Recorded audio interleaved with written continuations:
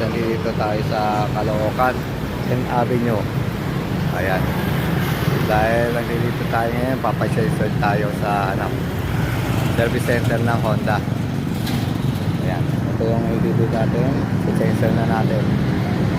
ADB 350. Hintayin natin mag-open dahil mauna tayo. Natin pa daw yung susi. Kasi nauna na tayo hanggang maaga pa. Kasi ngayon medyo tinangalin nila. Yan, mga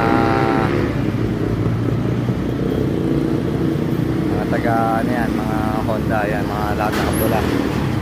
Birthday nila. Birthday. Kaya na. Bukas na. Okay. Hintayin natin mga ilang minuto lang. Ayan, bubukas na. Buti na una na tayo. Okay. Guys, nagpili na tayo dito sa mga pang change oil natin. Oil filter, tingnan mo. Ang mahal, 1.1. Ayan, 1.1. At itong langis, 330 ang isa. O, ano, 330, bali makapalo siya ng 1.8 may get. Change oil na tayo.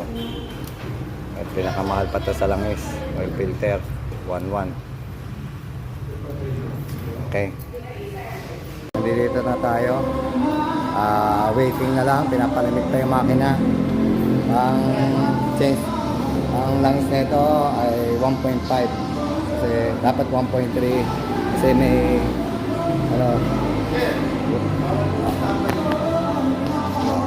vlog lang ako. Ang papaitan daw oil filter kasi kaya 1.5. Okay, ayun na mga guys, change oil na. Ayan. Dito lang daw tayo sa labas, bawal daw pumasok sa loob.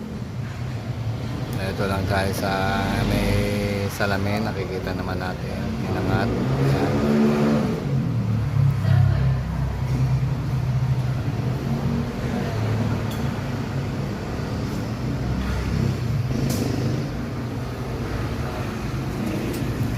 Okay.